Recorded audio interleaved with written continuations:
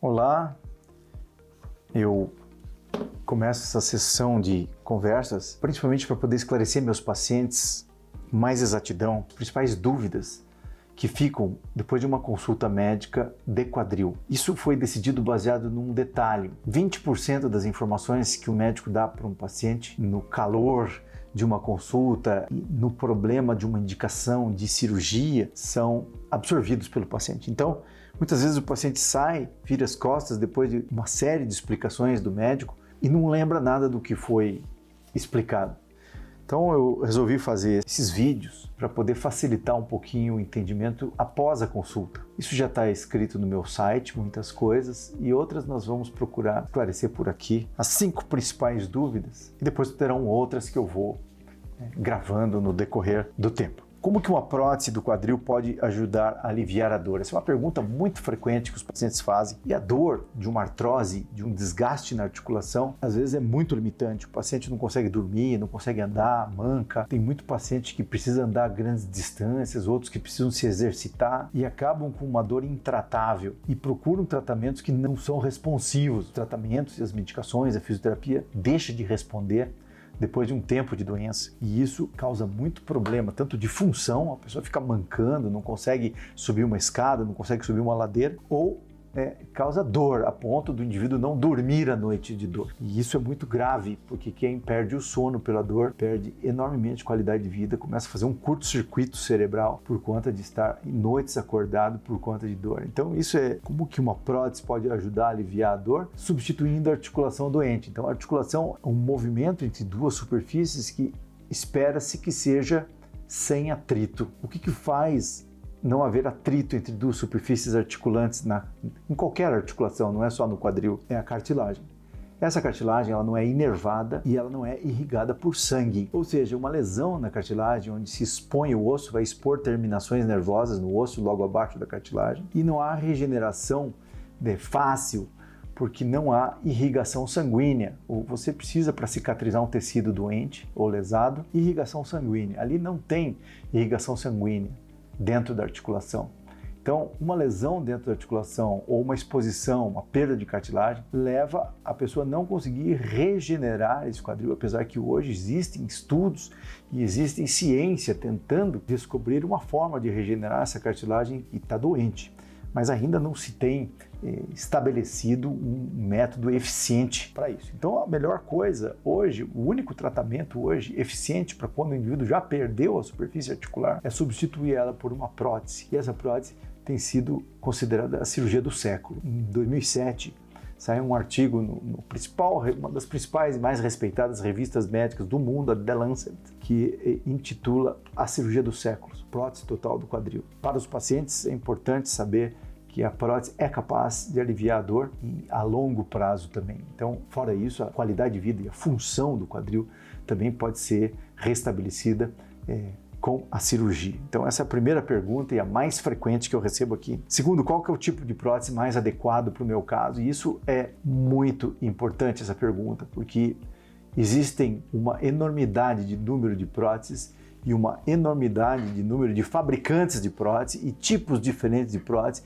e interfaces de contato diferentes entre uma e outra. Mas o que eu costumo orientar meus pacientes é o seguinte: procure pedir para o seu cirurgião uma prótese que não gaste, porque a superfície, quando desgasta, é que provoca a soltura da prótese, que provoca o fim da vida útil de uma prótese. Então, hoje em dia, a ciência está procurando superfícies que não gastem. Essas superfícies que não gastam, hoje em dia só existem 3. Então, aquela enormidade do número de próteses que existe no mercado se divide em 3 tipos de superfícies que não gastam. A primeira superfície que não gasta é metal com metal. Metal com metal é uma interface de movimento, metal de um lado, metal de outro, onde você não tem desgaste, porque o metal é uma superfície dura, rígida. Só que esse atrito do metal com metal pode provocar circulação anormal de íons metálicos pelo corpo. E isso pode causar problemas, existem relatos de problemas. Hoje em dia se tende a fazer menos próteses de metal com metal. A segunda superfície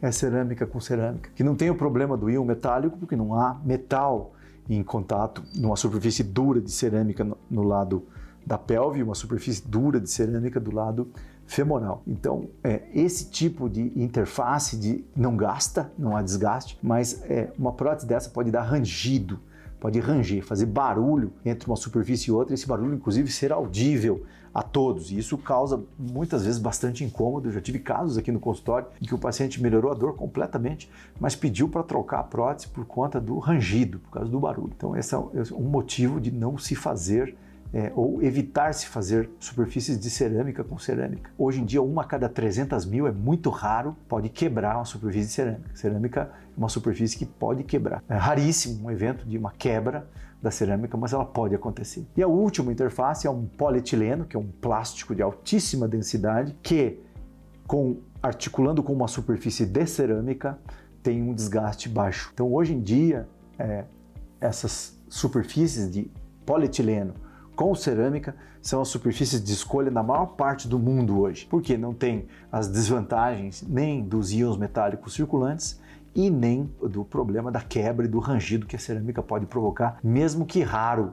Quando isso acontece, é muito desagradável para o paciente. Então, a interface que eu escolho hoje é a interface de polietileno com cerâmica e eu julgo, tenho feito essa prótese há mais de 20 anos e julgo que ela tem funcionado muito bem, praticamente não há desgaste nessa superfície. Antes isso era só perceptível em artigos científicos e experiências de laboratório, e hoje a gente vê na prática clínica diária que essas próteses realmente não gastam. A terceira pergunta, aqui das mais frequentes: quais os riscos e as complicações associadas às cirurgias? Toda cirurgia tem risco, não existe cirurgia sem risco.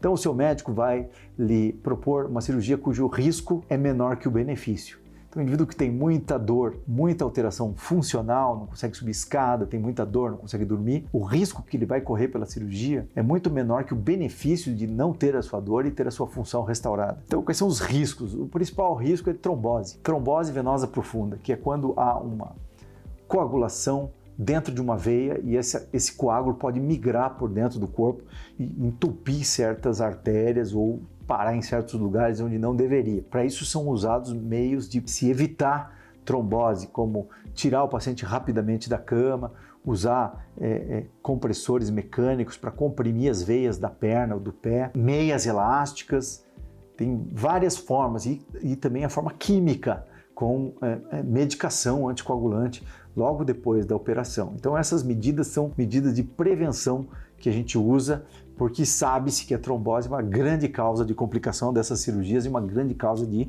reinternação. E também a infecção, que é a infecção hospitalar. A infecção hospitalar, ela pode acontecer em qualquer hospital do mundo, não é porque o hospital é aqui, ali ou acolá. Qualquer lugar do mundo pode haver uma infecção hospitalar. E ela é causada por três diferentes fatores. Primeiro é o paciente ter um germe que vai infectar sua prótese. Segundo é o material que será usado, a esterilização do material. E terceiro é o médico, que vai colocar sua mão lá no paciente. Todos esses podem ser veículos de infecção. Então, quando há uma infecção, não há como culpar um ou outro. Por quê? Não se sabe, o germe é microscópico, não se sabe de onde ele vem. Então, eu costumo dizer para os meus pacientes que quando há uma infecção hospitalar, existem 33% de culpado como o material, 33% como o hospital e 33% como o médico com a sua luva ou com a sua forma de operar.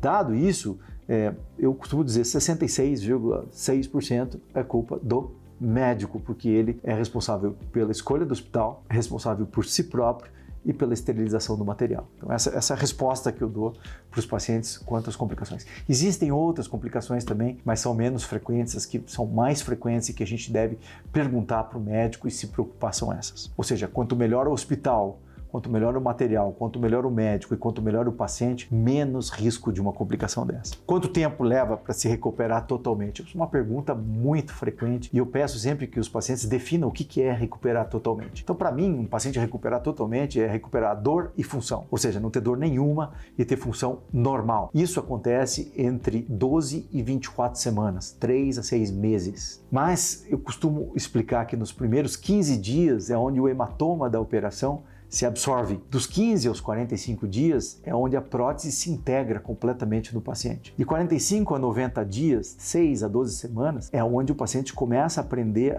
a fisioterapia e a se readaptar fisicamente a todo o problema físico que ele teve antes. Então eu costumo dizer que tem pacientes que ficam 2, 3 anos com dor, eles não vão se recuperar em 45, 90 dias. Isso requer muita fisioterapia e muito treinamento até para recuperar atrofias musculares que ele tem, até para recuperar o ato de andar mancando. Então isso é muito difícil e eu costumo dizer que a recuperação total acontece em torno de 3 a 6 meses. Tanto que eu faço 2 perguntas aos 6 meses de cirurgia para os pacientes. Uma delas é se você soubesse que era assim, teria feito antes. E a segunda é se você esqueceu que tem uma prótese.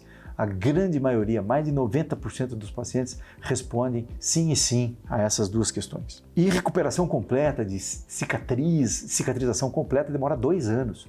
Então, por mais que o indivíduo com 6 meses se sinta absolutamente normal, a cicatrização das partes moles operadas e suturadas e a prótese totalmente integrada demora 2 anos, na verdade. Quais são as restrições ou limitações depois da cirurgia? Essa é uma pergunta muito importante e que me fazem direto aqui no consultório. Restrição é no começo, a prótese pode deslocar, dependendo da via de acesso que o cirurgião decida, a prótese pode deslocar, ou seja, um componente se coaptar do outro. E isso é uma complicação importante da prótese, onde há lesão de tecidos moles e isso acontece. Então, muitas vezes, o paciente é orientado a usar cadeira higiênica, não dobrar tanto o quadril para evitar que um componente bata no outro e desloque.